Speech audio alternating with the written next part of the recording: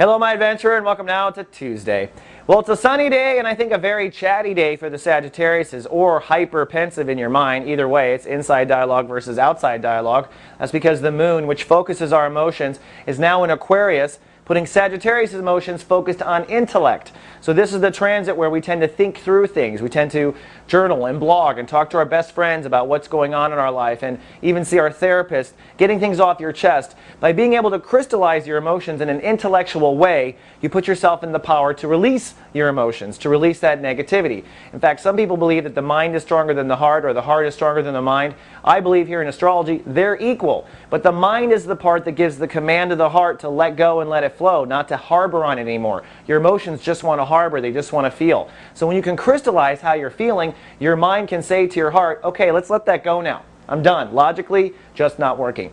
Zipping around the sun, Mars is ruling the day. That's a big part of today's energy and why I think you might be super chatty or more chatty than usual. We're now at the end of chapter 1 of Sun in Virgo. And when Mars rules the day, it is time to take action. Remember yesterday I said Saturn was ruling. You would have the ability to make some key decisions in your career, especially what doesn't work or what you don't want to do anymore. Well, now that Mars actually rules the day, act on that decision. So if it's a matter of giving notice at work, or sending out resumes, or telling finally that person in the cubicle across the way that they're too noisy and they're disrespectful and you can't take it anymore, do that, especially today if it's a conversation, because of the moon in Aquarius, you'll be extra, it'll be easier than usual to understand what you're trying to say. But remember, Mars is ruling the day, so don't go too far with it. That's warrior energy.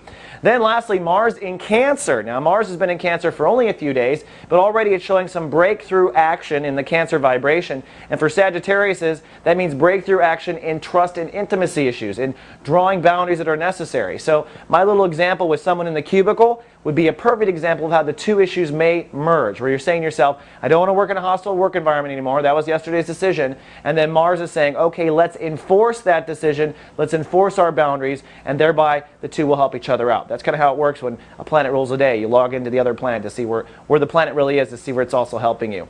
All right, that's all I have for the day. I'll see you folks tomorrow with more. Live, love, be.